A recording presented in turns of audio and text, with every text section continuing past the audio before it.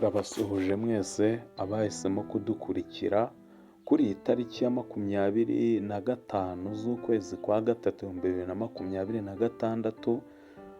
Ku muyoboro wanyu twahisemo kubagezaho icyegeranyo kivuga uburyo uwahoze ari perezida wa mbere w'igihugu cy'u Rwanda nyuma ya jenoside yakorewe abatutsi, Pasiteri Bizimungu yasezeye ku mwanya wo kuba umukuru w'igihugu ndetse n'impamvu zabiteye. Gusa mbere yo kubagezaho icyo cyegeranyo twahisemo kubanza kubagezaho ijambo yavuze ubwo yari amaze kurahiza guverinoma ya kabiri, kuko iya mbere yari imaze guseswa. Ni ijambo rigaragaza yuko hari umwuka utari mwiza hagati ye ndetse n'abo bakoranaga. Impamvu yabyo turaza kuyigarukaho nyuma, ndetse n'impamvu yateye iseswa rya guverinoma ya mbere hakajyaho guverinoma ya kabiri, nazo turaza kuzigarukaho muri icyo cyegeranyo twabateguriye. Ijambo rero yagejeje kuri abo bantu bari bari kumwe arimo ararahiza iyo guverinoma ya kabiri, twari bateguriye mu bice bibiri. Ubu mugiye gukurikirana igice cya mbere, ikindi gice cya kabiri nacyo turaza kukibagezaho, hanyuma n'icyegeranyo nacyo cyateguwe cyarangiye, ariko mubanze mwumve iri jambo mwitonze, kuko ni byiza kumenya amateka y'igihugu cyawe, kuko ni nabwo ubona uko ucyubaka mu buryo buzima. Kuko utazi yava ntiyamenya iyajya. Hanyuma gato rero, mbere y'uko mbareka ngo muryumve, ndagira ngo mbibutse ko Pasiteri Bizimungu yasimbuwe na His Excellence Paul Kagame, w'umukuru w'igihugu cy'u Rwanda kugeza uno munsi. Sawa rero, Imana ibahe umugisha, reka tubareke mukurikirane icyo kiganiro. Uko guverinoma imaze kurahira, ubu nshobora kuvuga.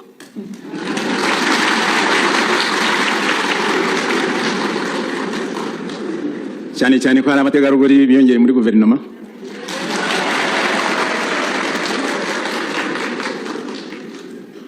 Cyane ko abanyarwanda bari bagize ubwoba ko tugiye kuba nko muri 1993 n'ibyakurikiyeho, ko ikintu kinani cyagarutse. Ngomba guhagarara aha rero ngo nerekane ko ntari kinani. Nyakubahwa Vice Perezida wa Repubulika, Nyakubahwa Perezida w'Inteko Ishinga Amategeko, Nyakubahwa Minisitiri w'Intebe, Nyakubahwa Perezida w'Urukiko rw'Ikirenga, banyakubahwa muteraniye hano, Banyarwanda. Ndashaka gushimira mbere na mbere guverinoma igiyeho n'ibyo yiyemeje. Mu byo mbona bikomeye, harimo ikibazo cy'umutekano w'abantu n'ibintu, harimo ikibazo cy'ubukene, harimo ikibazo cy'urugomo, ariko cyane cyane kitavuzwe cyane yenda harimo ikibazo cyo kuzadufasha kuva mu nzibacyuho.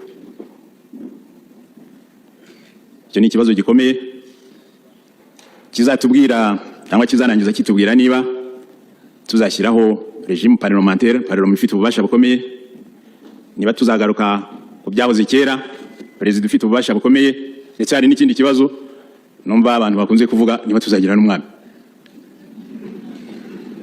Uburenganzira bw'abanyarwanda guhitamo. Guverinoma izabifashwamo na komisiyo y'itegeko shingiro n'amategeko.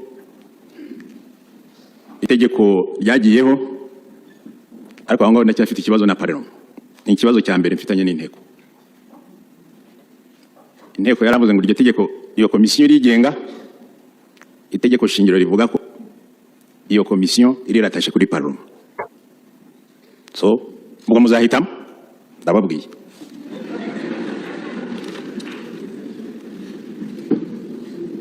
Ikibazo cya kabiri nabasezeranyije ko nshaka gukemura, nerekana ko ntabwo ndi kinani.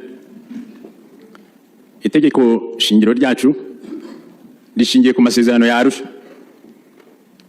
kimwe mu by'amasezerano ya Arusha yakoze ni ugusaranganya ubutegetsi bwa Perezida wa Repubulika n'inama y'abaminisitiri ndetse n'ishyaka turukamo. Ishyaka turukamo rishobora no kumuvanaho. Ntabwo byari kimwe n'igihe cy'ikinani. Inama y'abaminisitiri kandi ihuriweho n'amashyaka menshi n'abaminisitiri bakomoka mu mashyaka menshi. Buri minisitiri nawe Arusha yamwambuye ubutegetsi. Ibyemezo yagombaga gufata ikaba inama y'abaminisitiri. Ikindi kinani cyavanweho nuko muri abo baminisitiri hari principe ko baturuka impande zose, ko baturuka mu bice by'abanyarwanda by'ubwoko bwose. Stability twashoboye kugira nyuma y'amage yo muri 1994 nuko abanyarwanda bose b'impande zose bashoboraga kwibona mu butegetsi byari byo bya mbere muri iki gihugu, kandi bibwira ko impande zose zifite uruhare effective muri ubwo butegetsi. Nicyo Arusha ivuga.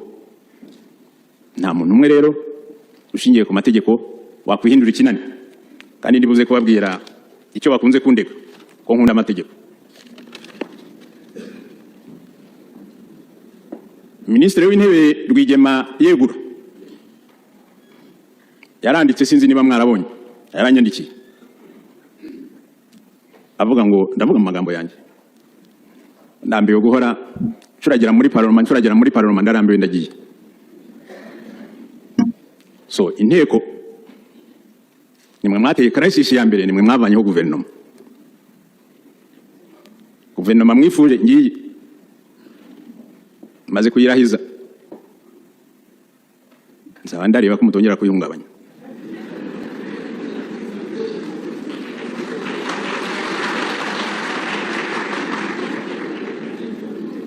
Naganiye na perezida wa Assemblée n'abandi bantu bambwira amagambo dushobora kugira icyizere. Nicyo gituma hano ndavuga amagambo make ariko ndayavuga. Icyatindije guverinoma ni iki? Ku buryo buziguye ni imikorere yanyu, ni imikorere y'inteko, ni igenzura. Mbere yo kurivuga ndashaka mvuge ngo igenzura rigomba kubaho, kuko inama y'abaminisitiri igomba kwihindura ikinani, igomba kugira abayicunga, nubwo hari n'izindi nzego ziyicunga. So igenzura rigomba kubaho.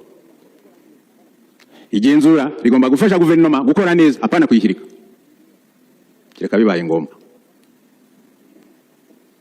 Igenzura rigomba gushingira ku mategeko, ntabwo ariko byagenze igihe cyose. Itegeko shingiro rishyiraho uburyo bubiri bwo kugenzura, ni ingingo ya 78 n'iya 79. Kamereko ya 79 nta formality igira, iravuga ngo inteko ishobora guhamagara minisitiri igihe cyari cyo cyose ikamukorera interpellation ikamusansura. Ingingo ya 79 niyerekeye politike. Niba nka minisitiri yavuze ngo uko abantu batangiye gushyira Uganda za secte tuzivaneho, abadepite bamwe bakavuga ngo uyu mugabo ariko totera uburenganzira bw'idini, mumuhamagare tumubaze niturangiza tumugusha hasi. Ni ingingo ya 79. Ingingo ya 78 ni ya control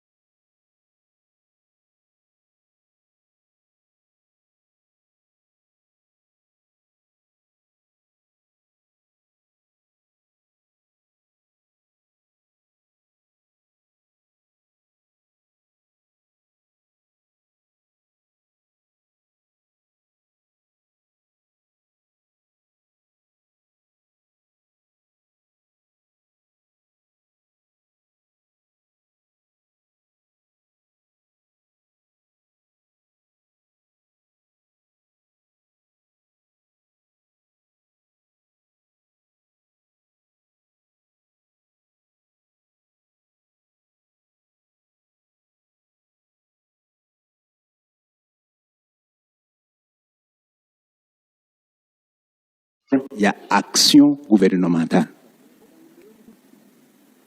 Iranavuga ko kugira ngo mbere yo gukurikizwa hagomba itegeko ngenga. Mbere yo gukurikizwa hagomba itegeko ngenga. Kandi ingingo ya 79 ikontorora uko guverinoma ikora, ifite procedure. Guhamagara mu ministre bakamubaza mu magambo, mu nyandiko, muri komisiyo, muri enquête, akagaruka mu ruhame kumukura ikizere niba bibaye ngombwa. Ifite procedure. Yarangiza ikavuga ngo mbere kuyikurikiza hazajyaho itegeko ngenga bidateganyijwe muri 79. Itegeko ngenga ryagiyeho banje kugira ibibazo, ryagiyeho muri 97 ku itariki ya mbere z'ukwezi kwa 10 muri 97. Rirangiza rivuga ngo iri tegeko ritangira gukurikizwa igihe ryandikiwe mu igazeti ya leta. Mwaryanditse? Iri tegeko ritangira gukurikizwa igihe rigiriye mu igazeti ya leta. Icyo ni Kinyarwanda, no mu Gifaransa mushaka mu bishyiremo. Nta buryo bubiri bwo kubyumva. Bivuga ngo uhera umunsi indidi iryo tegeko kuko ariho turibonye turarikurikiza. Binavuga ngo ibikorwa byariho mbere yaho ntabyo mukurikira. Ni principe ya retroactivité. Kuko harandi mategeko agenga retroactivité. Naho mwaba mwafashe mu ministre w'umujura wari umujura muri 96 itegeko ryanyu mutararishyiraho, vous êtes paralysé. Icyo mwakora mbura minister wa justice ngo parike ni kurikirana uriya mugabo, mugahora mumuhamagara kamubwira ngo bigeze, ariko ingingo ya 78 ntabwo mwayikoresha. Guverinoma ya Twagiramungu yasimbuwe na guverinoma ya Rwigema 1. Abo mwakontrole bose bari mu guverinoma ya Twagiramungu cyangwa ya Rwigema 1 yarangiye mu kwezi kwa 3 97 mutarashyira itegeko. So muzambwire inkurikiza ibyo mwavuze cyangwa niri kuzajya mbikurikiza. Muzahitemo. Ntabwo muri iryo tegeko mwanditse ngo ariko ku itegeko rije rikerewe ibyakozwe mbere y'ahangaha tuzashobora kubikurikirana. Retroactivity ifite amategeko ayigenga. Sasa mujya gukurikirana ibikorwa bya mbere ya y'ukwezi kwa 397 mwewe parliament muti. Abiganiye na biro abaranga. So ntabwo ariko mutabimenye. Ibitegeko rya retroactivité mutarishaka muzahindure. So mwabikurikiranye muti. Nimwe mugomba gusobanurira abanyarwanda, ntabwo ari Bizimungu. Bizimungu cyashinzwe no kuvuga ngo jureba amategeko niko kazi mwampaye. Niko kazi mwampaye.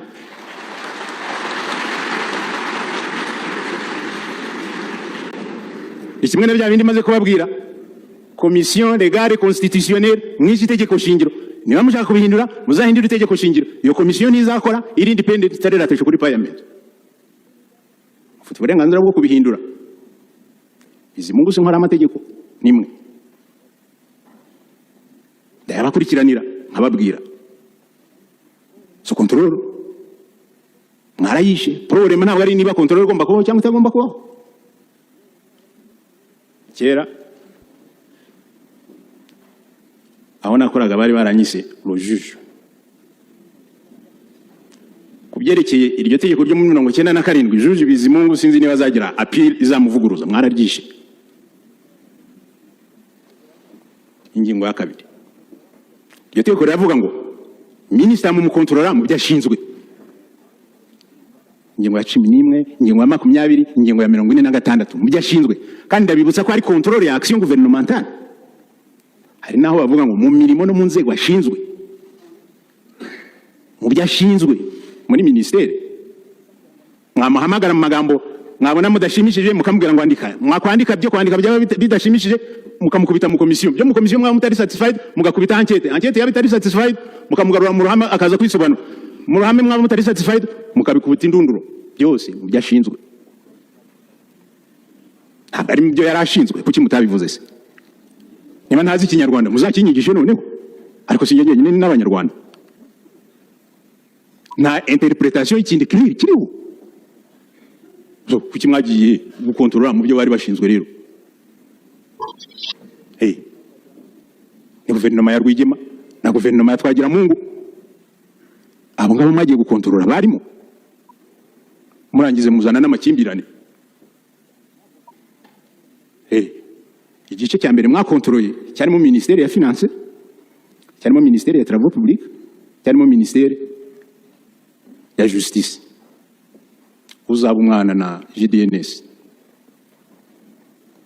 muhamagara abaministri bamwe, abandi munabarika.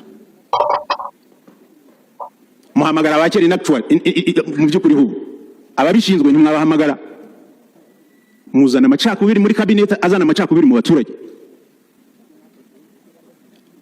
Byashinzwe mwe ibyo mwakontororeye nibyo bari bashinzwe. Niba mushaka mvuga amagambo, mwahamagaye Rugenera, mwahamagaye Ntakirutiha, ntimwahamagara Kaberuka, ntimwahamagara Mucyo, bari muri dosiye imwe, ntimwahamagara Biruta mu byo bashinzwe.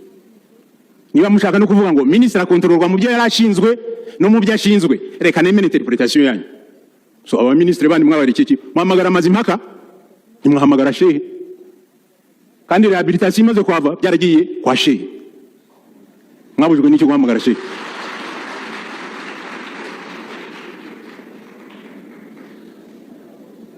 Sasa none birazamutse, dukomeza gukoma yombi, guverinoma ivuyeho. Reka rero noneho, reka tugendere ku mategeko mazima. Ibyo twasabye mwere kuzongera. Cyabunganira nawe naravuze ngo parliament nidahindura ikabinyoherereza, ntabyo nzemera.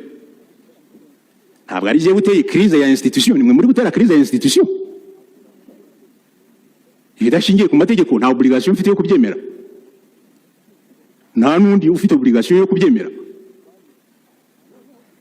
So my point kwari ngo noneho ko tumaze kugira iyo experience, parlement ni ikosore yere kuzongera mu baministri abari bo bose kwica amategeko yishyiriyeho. Sindajya mu buryo mwakoze control mutabifitiye expertise. Ku ngingo ya 79 ni bya politique mwabivanga. Ku ngingo ya 78 ntabwo muri Cour des comptes mwihaye kuba Cour des comptes. Ntabwo muri auditeur general mwagiye gukora audit.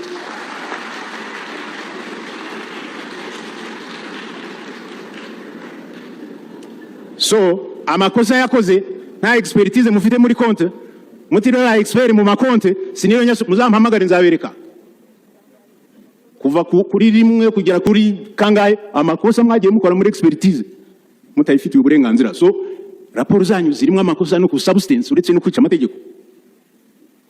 So bari abaministri bagiye ku buryo budafudutse. Here no kuzongera kuvuga ngo hari umujuru urimo, n'abanyarwanda babyumvira. Abana bakoze muri rehabilitation, abana bakoze nabo ba ministre, ntabwo ari abajuru. Ntabyo mwerekanye. Ntabyo mwerekanye. So mwewe muri kuzana akaduruvayo hano mu gihugu.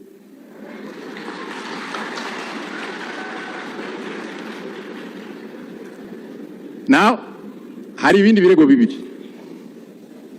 Hari ibindi birego bibiri bihari. Ikirego cya mbere cyazanywe namwe abapoliticiens, muza mukambwira ngo ariko perezida araturambiye. Yererwa bundaraye ku butegeko, icyabuze cyose arakubwira ngo itegeko hari, itegeko hari. Akatubuza uburyo, akatubuza gukora politiki. Mbere yo gusubiza icyo kibazo, reka mbere iki kwanza namabwiye amategeko sinjye yakora. Ategeko nari nsinya mwakoze, so kuyakurikiza nabiterwa namwe. Number 2,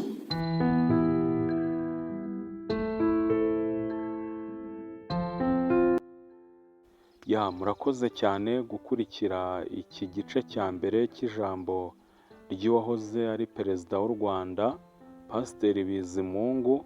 Mukaba mwumva uburyo ari ijambo rigaragaza uburakari yari afite igihe yari arimo ararahiza guverinoma ya kabiri. Igice cya kabiri rero cy'iri jambo turakibagezaho mu masaha make ari imbere, ariko twahisemo noneho kubanza gushyiramo icyegeranyo hagati nacyo kivuga kuri ibi ngibi Pasiteri Bizimungu yaba yarapfuye n'abo bakoranaga kugeza ubwo agira uburakari bungana kuriya. Icyo cyegeranyo murakibona muri taburo, reba hejuru muri sikirini yawe kuri iki kiganiro turiho, uhita ukanda kuri iyo linki, urahita ubona icyegeranyo kivuga ibyo bagiye bapfa ndetse n'uko byagenze. Murakoze cyane. Ubwo nyuma y'amasaha make turabagezaho igice cya kabiri cy'icyo kiganiro.